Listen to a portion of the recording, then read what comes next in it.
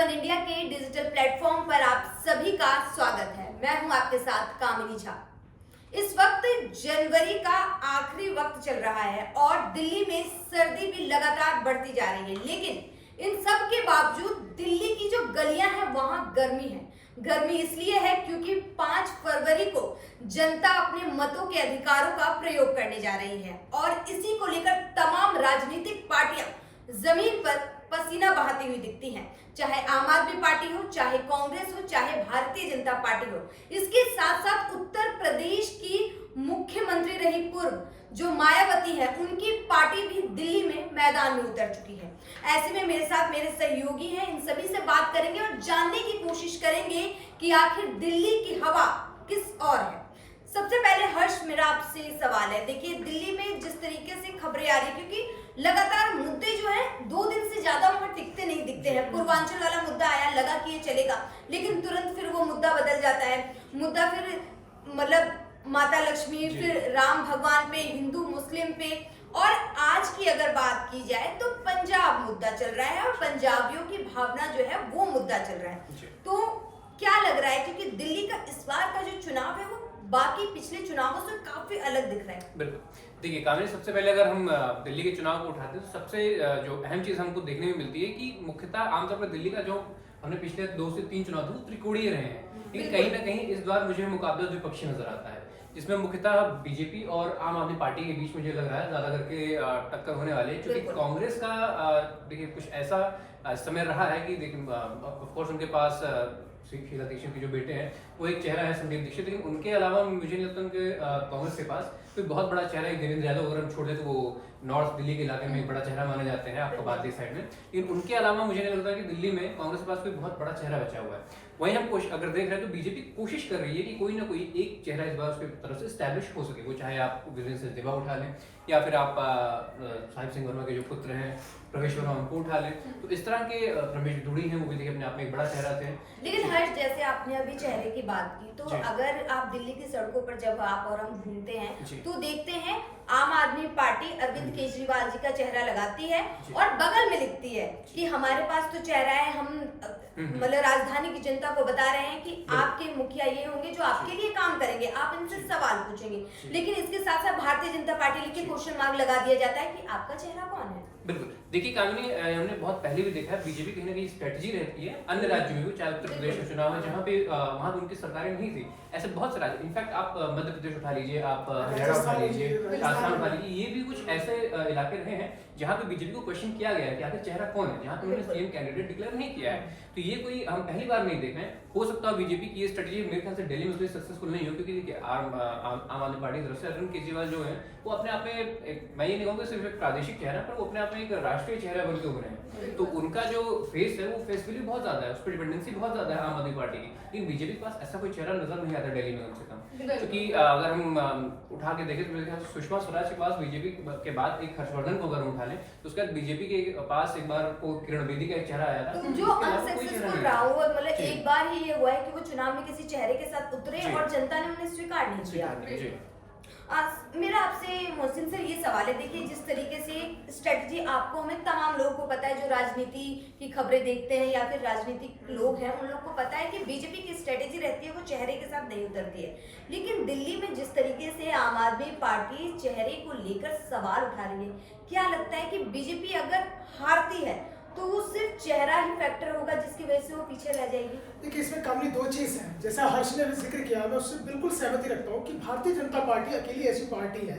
अगर आप केंद्र की बात करते हैं, केंद्र के चुनाव की बात करते हैं, जब लोकसभा का आप चुनाव लड़ते हैं तो प्रधानमंत्री के रूप में आपके पास नरेंद्र मोदी एक चेहरा होते हैं। आपने देखा होगा कि जब उत्तर प्रदेश में 2017 का जब विधानसभा का चुनाव हुआ था तो उससे पहले योगी आदित्यनाथ का नाम दूर दूर तक नहीं था, बल्कि मनोज सिन्हा का नाम बड़ी सुर्खियों में था, उसके अलावा राजनाथ सिंह का नाम सुर्खियों में था। तो इस तरह से नाम चल रहे थे। लेकिन 2017 मतलब भारतीय जनता पार्टी इस स्ट्रेटजी में चलती है। उसे लगता है कि अगर वो चेहरा प्रोजेक्ट करके चुनाव लड़ेगी तो हो सकता है उसको नुकसान हो सकता है, इसलिए भारतीय जनता पार्टी चेहरे को प्रोजेक्ट करके चुनाव नहीं लड़ती है।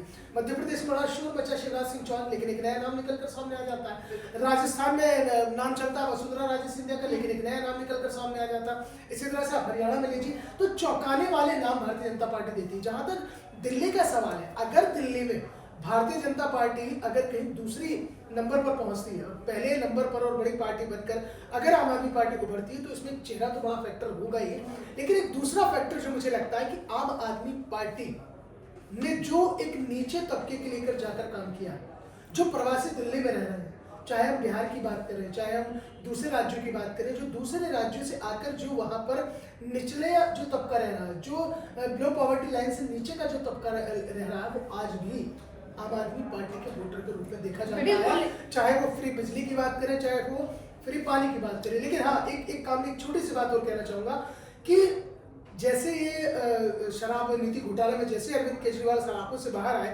और उसके बाद आतिशी को कमान सौंपी गई, यहाँ एक तुरुप का इक्का एलजी ने भी मारा। एलजी ने कुछ दिन पहले कहा कि आतिशी जो है वो अरविंद केजरीवाल से बहुत बेहतर काम कर रही है, बहुत बेहतर मुख्यमंत्री है। तो कहीं ना कहीं उनके बयान में जिस तरीके से वीडियोस बनाते हुए देखते हैं कि सड़कों की हालत देखिए, यहाँ पे जिस तरीके से आपने पूर्वांचल, अप्रवासी, दूसरे राज्य से आए लोग, और जहाँ तक देखा जाए तो देश की राजधानी में दिल्ली से ज्यादा बाहर के लोग रहते हैं, और जिस तरीके से 3 बार मुख्यमंत्री रहे अरविंद केजरीवाल और सत्ता में उन्हें बार बार जो लेकर आए, आपने भी कहा और डाटा भी यही कहते हैं कि पूर्वांचल, बिहार, यूपी के लोग, इन लोगों ने सबसे ज्यादा इन्हें वोट दिया।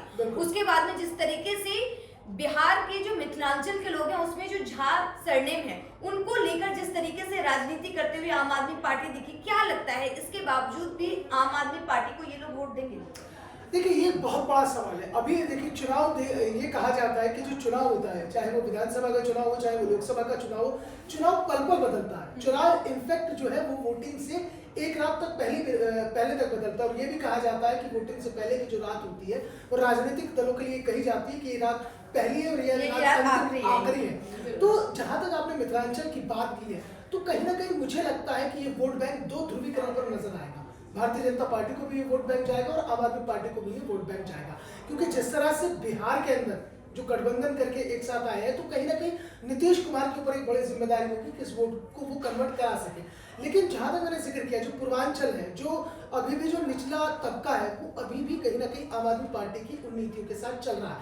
अभी की अगर हम बात करते हैं, अगर आज ही वोटिंग करा लिया जाए तो फिर हो सकता है कि फिर एक चमत्कारी परिणाम सामने आएगा और आम आदमी पार्टी जो है वो क्लीन स्वीप होती हुई नजर आएगी। लेकिन इस बार मुझे लगता है कि इस बार क्लीन स्वीप वाली स्थिति नहीं है, क्योंकि देखिए जिस तरह से उत्तर प्रदेश के मुख्यमंत्री योगी आदित्यनाथ को अब दिल्ली के मैदान में उतारा गया, हरियाणा में जिस तरह से उनकी चुनावी जनसभाएं हुई थी, उनका स्ट्राइक रेट वहां 90 का रहा, जहां जहां उन्होंने जनसभाएं की उनमें से ज्यादातर सीटों पर भारतीय जनता पार्टी विजय हुई है। और सबसे बड़ा जो है बटेंगे तो कटेंगे, उस फॉर्मूले को फिर वहीं पर दिल्ली में लाया गया। लेकिन यहाँ बड़ी कांटे की स्थिति है, यहाँ बड़ी अजीब स्थिति है दिल्ली के अंदर की। दिल्ली तो कहते हैं ना, दिल्ली है दिलवालों की, तो ये दिलवालों की दिल्ली है, इसके दिल में क्या चल रहा है इसे आप मतदान के दिन तक नहीं भाप पाएंगे, ये केवल आपको चुनावी परिणाम बताएंगे। ये मतलब आज तक कोई नहीं पकड़ पाया कि दिल्ली वाले दिल से वोट करते हैं कि दिमाग से वोट करते हैं। इसमें मैं एक चीज ऐड करूंगा, ठीक है, ऐसा कि अगर आप दिल्ली को उठाएं, एक ऐसा मेरे ख्याल से इकलौता ऐसा राज्य है जहाँ पे धार्मिक ध्रुवीकरण जो उस तक नहीं हो सकता। हर कोई अप्रवासी है, हर कोई अप्रवासी है। यहाँ पे ज्यादा करके आप जो देखेंगे, जो जनता है वो उन मुद्दों पे फोकस करती है कि उसको क्या मिलना है,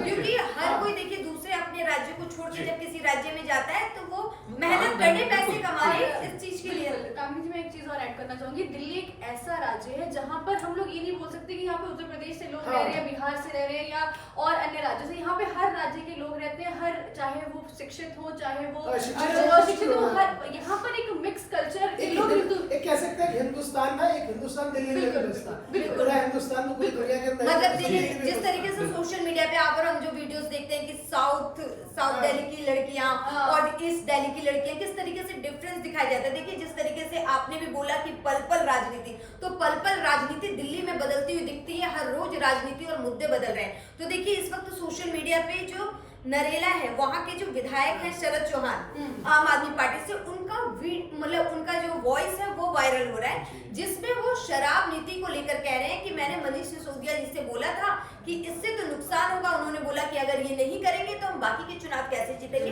तो शराब नीति के घोटाले के पैसे से ही गोवा और गुजरात और पंजाब, इन सभी का चुनाव उन्होंने लड़ा है। तो ये जो है इस वक्त ये जो है ना, ये वायरल हो रहा है। तो क्या लगता है तमन्ना, अब कल का मुद्दा सेट हो गया कि कल इस पे राजनीति होगी? बिल्कुल, देखिए अगर हम लोग बात करें कांग्रेस की, भाजपा की और आम आदमी पार्टी की, तो आम आदमी पार्टी और कांग्रेस लोकसभा में एक साथ चुनावी मैदान में थी और आज वो दिल्ली के मंच में एक साथ एक दूसरे के ऊपर हमला करते हुए नजर आ रही है। दुश्मन, आप ये देख लीजिए, राहुल गांधी जिस मंच पर अरविंद केजरीवाल राहुल गांधी को निशाना साधे हुए हैं, वही राहुल गांधी उसी मंच पर खड़े होकर अरविंद केजरीवाल के ऊपर निशाना साधते हुए नजर आ रहे हैं। तो जिस तरीके से जहां अगर आम आदमी पार्टी की बात की जाए तो सौरभ भारद्वाज एक अकेले ऐसे नेता हैं जो खुलकर कांग्रेस के ऊपर वार करते हुए नजर आ रहे हैं, जो खुलकर कांग्रेस को घेरा बनाया हुआ है। वहां पे अरविंद केजरीवाल की बात करें, अगर आतिशी की बात करें, तो वो डायरेक्टली कांग्रेस को या राहुल गांधी को इतना टारगेट नहीं कर रही है, लेकिन और वहीं राहुल गांधी वो सीधे तौर पर अरविंद केजरीवाल के ऊपर निशाना साधते हुए नजर आ रहे हैं। और इस तरीके के तमाम वादे, वीडियो, ये सारी वीडियो तभी चलाई जा रही, तभी सोशल मीडिया पर चल रही, क्योंकि इस वक्त कांग्रेस में और आम आदमी पार्टी में हमलावर दोनों एक दूसरे के ऊपर डायरेक्ट इनडायरेक्ट वे में नजर आ रहे हैं। इसमें कामनी जो आपने वीडियो का जिक्र किया ना, जो सोशल मीडिया पर वीडियो वायरल हुई है, ऑडियो वायरल, सबसे पहले देखिए जब चुनाव होते हैं, अगर किसी भी सरकार का कोई घोटाला रहता है, वो घोटाला निश्चित तौर पर उस चुनाव प्रचार के दौरान एक बड़ा मुद्दा बनता है। लेकिन ये ऑडियो नरेला के विधायक की है या नहीं है, ये सब जांच का विषय है। ये फॉरेंसिक टीम इसे जस्टिफाई करेगी कि ये ऑडियो उनका है या नहीं है। हो सकता है ये ऑडियो और किसी विपक्षी दल ने इस तरह से इसको वायरल कराया। बिल्कुल, आज के टाइम में एआई का टाइम है, कुछ भी हो सकता है। शराब नीति है, शराब नीति दिल्ली में एक बड़ा मुद्दा रहा है, ठीक है। खुद मुख्यमंत्री सलाखों के पीछे रहे, मुख्यमंत्री सलाखों के पीछे रहे, संजय सिंह को जेल जाना पड़ा, सत्येंद्र जैन को जेल जाना पड़ा। ये कहते हैं आम आदमी पार्टी के जो बड़े चेहरे थे, प्रमुख चेहरे थे, वो सभी सलाखों के पीछे थे। तो ये एक बड़ा मुद्दा है। तो निश्चित तौर पर ये शराब नीति तो अभी जैसे जैसे भी और दिन चलेगा तो ऐसे ऐसे मुद्दा और बढ़ेगा। क्या लगता है आपको, एंटी इनकम्बेंसी आम आदमी पार्टी के लिए है या फिर भारतीय जनता पार्टी जमीन पर अपने लिए वो एंटी इनकम्बेंसी तो खत्म हो गई। एंटी इनकम्बेंसी तो उसी वक्त खत्म हो गई थी जिस वक्त अरविंद केजरीवाल जेल से बाहर आए, और बाहर आने के बाद उन्होंने मुख्यमंत्री पद से इस्तीफा दिया। और आतिशी ये हरियाणा को हरियाणा वाला रिपीट किया है। हरियाणा को आप याद कीजिए, हरियाणा में जिस तरह से मनोहर लाल खट्टर को लेकर एक बड़ा विवाद था, बड़े आरोप उनके ऊपर थे, बीच का रास्ता निकाला पार्टी ने, ठीक है। मनोहर लाल खट्टर को चुनाव से पहले हटाया गया, हटाने के बाद नायब सिंह सैनी को मुख्यमंत्री बनाया गया। मुख्यमंत्री बनाने के बाद जब दोबारा हरियाणा में विधानसभा चुनाव हुए, नहीं चेहरा प्रोजेक्ट हुआ कि नायब सिंह सैनी ही मुख्यमंत्री होंगे, ठीक है। वो चीज क्लियर हो गई थी कि मनोहर लाल खट्टर को लोकसभा का चुनाव लड़ा दिया गया, और लड़ाने के बाद उन्हें वहां पर मंत्री बना दिया गया। तो ये तो क्लियर हो गया था कि मनोहर लाल खट्टर अब चुनाव नहीं लड़ेंगे, यानी कि चेहरा जो होगा बीजेपी का कोई नया चेहरा होगा। तो वही जो रणनीति है वो आम आदमी पार्टी ने, लेकिन यहाँ पे मैं आपसे सहमत नहीं हूँ, क्योंकि देखिए यहाँ पर क्या है कि अरविंद केजरीवाल जब जेल से बाहर आते हैं, सुप्रीम कोर्ट जिस तरीके से उन्हें जमानत देते हैं, तो जमानत देने के साथ साथ उन्हें ये भी कहा जाता है कि आप सिग्नेचर नहीं कर सकते, आप सीएम के पद पर इस तरीके से चेयर पे बैठ के वो काम नहीं कर सकते। और उन्होंने इस्तीफा नहीं, उन्होंने पद के लिए नहीं कहा था, उन्होंने कहा था कि आप किसी महत्वपूर्ण दस्तावेजों पर आप अपने सिग्नेचर नहीं कर सकते, आप सचिवालय नहीं जा सकते। हाँ, तो मतलब देखिए अगर आप वहाँ जा ही नहीं रहे, आप जनता के लिए काम ही नहीं कर रहे, तो इनडायरेक्ट वे में ये एक विवादास्पद है। इस पे मुझे लगता है कि आगे चल के तमाम सत्ता में जो भी सरकार आएगी, मतलब केंद्र में उन्हें एक बार इस पे विचार करना चाहिए कि आखिर ये क्या है कि आप सीएम भी बने रह सकते हैं और जनता के लिए किसी भी महत्वपूर्ण पेपर पर साइन नहीं कर सकते। लेकिन मेरा ये है कि हरियाणा में जिस तरीके से मुख्यमंत्री पद से मनोहर जी को हटाया जाता है, लेकिन अरविंद केजरीवाल जी को हटाया नहीं जाता। वो कहते हैं मैं जनता के ऊपर छोड़ रहा हूँ, अगर आपने जिताया तो फिर आपका भाई मुख्यमंत्री बनेगा। इसमें एक चीज और ऐड करना चाहूंगी कि जब अरविंद केजरीवाल ने आतिशी को सीएम बनाया था, तो उसके पीछे एक मुख्य कारण ये भी था कि बहुत सारी ऐसी योजनाएं हैं, बहुत सारी ऐसी पेपर्स हैं जहां पर एक मुख्यमंत्री के सिग्नेचर होना बहुत जरूरी है। तो जिस तरीके से उनको प्रोजेक्ट किया गया, आगे बढ़ा जो आप कह रहे हैं ना, वो तो इमोशनल कार्ड खेल रहे हैं ना। बिल्कुल, अरविंद केजरीवाल की अभी देखिए खासियत रही है, कहीं ना कहीं ऐसा इमोशनल कार्ड खेल जाते हैं कि उसका जनता पर असर होता है। एक इमोशनल कार्ड उन्होंने एक तीर से दो शिकार करे। पहले उन्होंने इस्तीफा दिया, आतिशी को मुख्यमंत्री बनाया, एंटी इनकम्बेंसी को साइडलाइन करने की कोशिश की। दूसरा आपका जो सवाल है, उन्होंने कहा कि भैया मैं तो आपके बीच में आ गया हूँ, अगर आप मुझे जिता दोगे तो मैं आपके फैसले से मैं मुख्यमंत्री हूँ, अब मैं किसी के फैसले से नहीं हूँ। अच्छा, यहाँ पर सबसे महत्वपूर्ण देखिए तमन्ना, मेरा ये सवाल है देखिए, क्योंकि अगर देखा जाए तो देश की राजधानी में जो चुनाव है वो तीन पार्टियों के बीच है। हालांकि मुकाबला आम आदमी पार्टी और भारतीय जनता पार्टी में दिख रहा है, क्योंकि ग्राउंड पे भी जब आप और हम जाते हैं तो यही दिखता है। लेकिन देखा जाए तो तीन पार्टियां और तीनों राष्ट्रीय पार्टियां हैं। तो आपको क्या लगता है, क्योंकि जहां तक हमें लगता है यहाँ पे भी हम चार लोग डिस्कस कर रहे हैं, जिसमें से आप काफी सीनियर है, आपने शीला दीक्षित के टाइम भी आपने देखा होगा कि जमीन पर किस तरीके से हो रहा है, क्योंकि उस वक्त हमें तो कुछ नहीं पता था, लेकिन आपको पता है। तो शीला दीक्षित को अगर जनता से बात करते हैं तो कहते हैं शीला दीक्षित जैसी मुख्यमंत्री आज तक नहीं मिली हमें, लेकिन उसके बाद भी कांग्रेस अपने लिए वो प्लेटफॉर्म नहीं तैयार कर, जबकि आपके पास एग्जांपल है कि देखो शीला दीक्षित हमारी ही पार्टी की थी ना, और आपके लिए इतना काम किया, हम फिर किसी एक ऐसे को लाएंगे जो आपके लिए बेहतरीन करेगा, क्यों नहीं हो पा रहा? ये देखिए, कांग्रेस में एक बड़ी गिरावट एक लंबे समय से है। शीला दीक्षित वो नाम था जिन्होंने कॉमनवेल्थ गेम्स दिए, शीला दीक्षित वो नाम था जो खेल गांव पूरा तैयार कर दिया, शीला दीक्षित वो नाम था कि ये जो आज आप मेट्रो से सरपट इधर से उधर पहुंच पाते हैं, तो ये शीला दीक्षित सरकार की ही देन थी।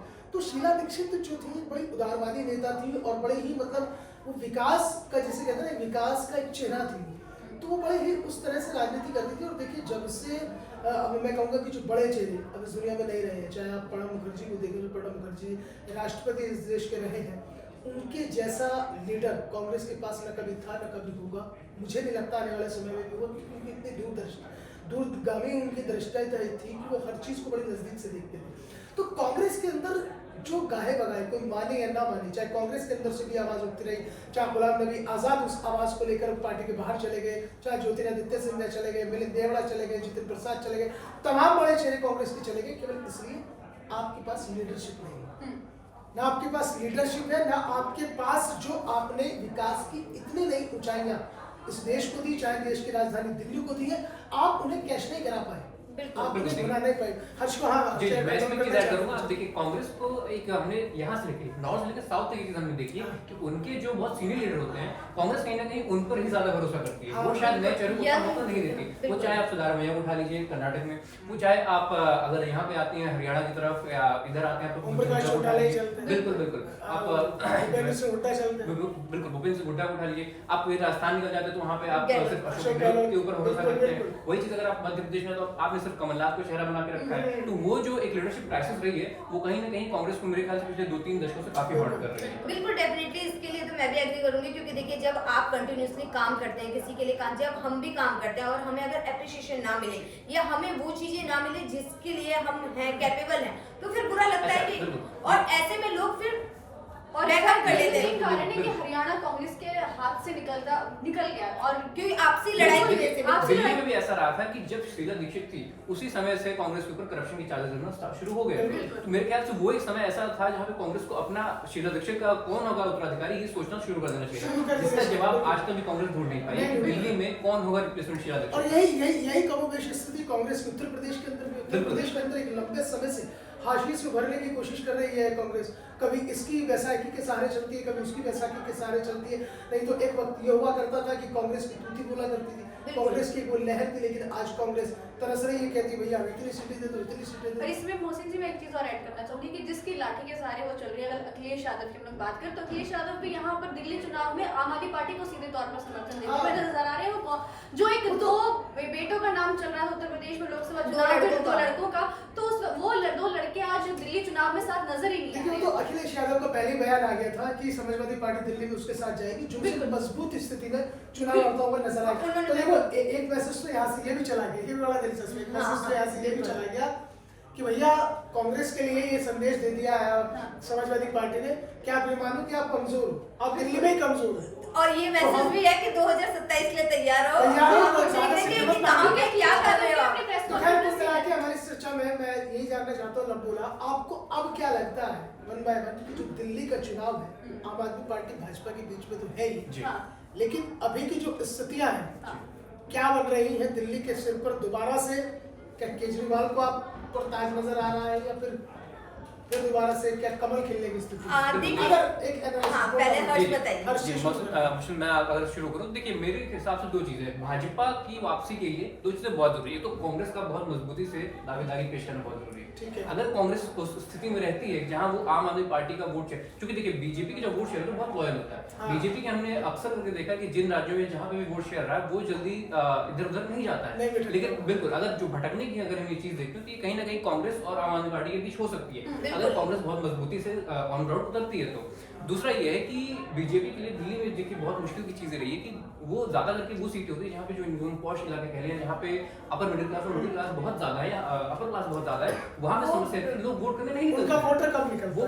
वो बीजेपी सपोर्टर तो होते हैं लेकिन उनके पास टाइम ही नहीं है कि वो वोट देने जाए। बिल्कुल। और अगर हम लोग आम आदमी पार्टी की बात करें तो आम आदमी पार्टी की जो पकड़ है वो है रिक्शे वाले, ऑटो वाले, जो वोट देने भी जाते हैं और जो उसमें एक्टिव भी है। जो अभी अभी एक डाटा आया था जिसमें दिल्ली में 6 लाख ऑटो वाले हैं। आप समझ रहे हो, 6 लाख ऑटो वाले हैं और उनके परिवार में जो लोग होंगे कितने ही। इससे मुझे किस्सा याद आया, अभी हाल फिलहाल में ही मेरे साथ हुआ। 1-1.5 हफ्ते पहले एक मैं रिक्शे से जा रही थी, रिक्शे वाला और एक जो आदमी है वो बात कर रहे थे आपस में। तो वो रिक्शे वाले ने सीधा बोला कि मेरे को नहीं मतलब कि मेरा राजा सोने की लंका में रहता है या फिर वो जमीन पे सोता है, वो मुझे दे रहा है ना खाना पीना 3 टाइम की। यही सबसे बड़ी बात है जहाँ केजरीवाल खेल रहे हैं। यही वो बात पब्लिसिटी। बिल्कुल। तो यानी हर्ष, आपके नजरिए में यह है कि कांटे का मुकाबला बीजेपी और आम आदमी पार्टी में है और बीजेपी फिलहाल आम आदमी पार्टी को एज है। वापसी बीजेपी तब कर सकती है अगर कांग्रेस मजबूत स्थिति में रहती है ताकि नुकसान आम आदमी पार्टी को। अभी की जो स्थिति तो यही कह रही है कि आम आदमी पार्टी फिर से पावर में आ रही, सीटें कम होगी और उसका फायदा भारतीय जनता पार्टी को होगा। लेकिन हर्ष की बात से मैं भी सहमत हूँ कि अगर कांग्रेस थोड़ा भी खुद को अगर जमीन पर खड़ा कर पाती तो कहीं ना कहीं इसका पूरा का पूरा फायदा भारतीय जनता पार्टी को होता। तो हम ये भी कह सकते हैं, क्या पता वो लोग अपने गठबंधन का फर्ज निभा रहे हो और कांग्रेस मजबूत नहीं हो रही हो कि मॉफलर वाले भैया दोबारा आ जाए सत्ता में। तमन्ना, हर्ष ने और कामनी ने तो खतरे की घंटी बजा दी बीजेपी के लिए। फिर अभी ताजा जो अभी हालात चल रहे हैं, आप किसके लिए खतरे की घंटी बजा रहे हैं? मैं हर्ष और कामनी जी की बात को अगर संबंध करके देखूं तो मैं एक डेटा दिखाऊंगी कि 2015 चुनाव की बात करें तो उस वक्त आम आदमी पार्टी को 62 सीटें आई थी और अभी 15 की बात करें तो 67 आई थी और 2020 की बात करें तो 62 सीटें आई थी। तो देखा जाए तो भाजपा का जो वोट प्रतिशत है वो बड़ा है 2015 से और 20 के चुनाव में देखा जाए। लेकिन अगर 2025 चुनाव की बात करें तो इस वक्त भाजपा के लिए ये दिल्ली चुनाव इतना आसान नहीं होने वाला है जितना और राज्यों में और हो सकता है, क्योंकि एक तो दिल्ली में धर्म की राजनीति नहीं होती है। यहाँ पर आप धर्म का एजेंडा बनाकर चुनाव नहीं लड़ सकते और ना जीत सकते।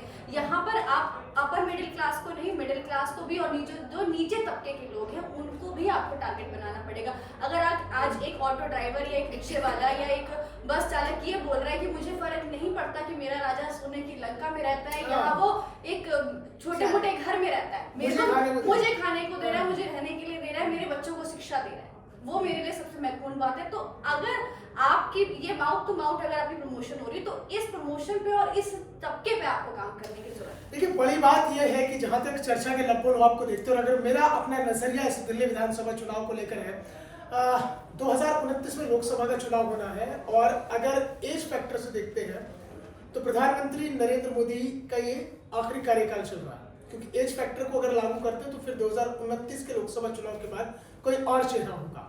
और पश्चिम बंगाल और दिल्ली ये 2 ऐसे राज्य हैं जहां पर धर्म की राजनीति न तो चरम पर जाती है और ना ही वो मतदाताओं के मन में बैठ पाती है। दिल्ली वो राज्य है जहां पर आपको, अगर आप विकास का काम करेंगे, आप निचले तबके के लिए काम करेंगे, आप उस वोटर्स को टारगेट करेंगे जो आप ये मानकर चलिए कि वो आपका वोटर है ही है, वो आपको वोट डालेगा। इसे आप इस नजरिए से देख लीजिए। अगर आप उत्तर प्रदेश में आते हैं, एक जमाना हुआ करता था कि जब बहुजन समाज पार्टी की सरकार हुआ करती थी और एक जलवा था बहुजन समाज पार्टी का, और ये कहा जाता था कि दलित वोटर का अगर नाम आता था तो सीधा ये होता था कि बसपा को जाएगा, हाथी पर मोहर लगेगी और कहीं नहीं भटकेगा। वो अलग बात है कि अब तस्वीरें बदल गई हैं। तो कमोबेश कुछ ऐसी स्थिति आम आदमी पार्टी ने दिल्ली में बनाई हुई है। जो पूर्वांचल से आए लोग हैं, जो अप्रवासी हैं, उनके दिलों में एक जगह है, झुग्गी झोपड़ी में रहने वालों के लिए एक जगह है। तो कुल मिलाकर अगर कांग्रेस मजबूत स्थिति में आती है तो भारतीय जनता पार्टी उसका फायदा ले जा सकती है। लेकिन अगर अभी मौजूदा स्थिति पर बात करते हैं तो आम आदमी पार्टी दिल्ली में अभी ठीक ठाक स्थिति में है। और अगर दिल्ली में आम आदमी पार्टी फिर से रिपीट होती है और सरकार बनाती है तो 2 राज्य ऐसे होंगे, दिल्ली और पश्चिम बंगाल, जहां प्रधानमंत्री नरेंद्र मोदी को यह जरूर मलाल रहेगा कि वो ये दोनों ही राज्य नहीं जीत पाए। बिल्कुल, चुनाव में ये चीज देखिए, यही चीजें देखिए। बाकी अब इंतजार देखिए हर किसी को। 5 फरवरी का है, 5 फरवरी को दिल्ली की जनता अपने मतों के अधिकारों का प्रयोग करेगी और 8 फरवरी को जो पर्दा है वो उठ जाएगा और पता चलेगा कि दिल्ली के दिल में और दिमाग में क्या चल रहा था। बाकी अगर आपको ये वीडियो पसंद आई हो, अगर ना भी पसंद आई हो, आपको कुछ भी हम में से जिसकी भी बात गलत लगी हो, आपको लग रहा हो भारतीय जनता पार्टी या फिर कांग्रेस की सरकार बन रही है, आप कमेंट्स में हमसे पूछ सकते हैं और इसके साथ साथ आप ज्यादा से ज्यादा इस वीडियो को शेयर कीजिए। आप हमें कमेंट भी कर सकते हैं कि आपकी राय क्या है, कि आप किसकी सरकार देखना चाहते हैं दिल्ली में। चलिए, नमस्कार।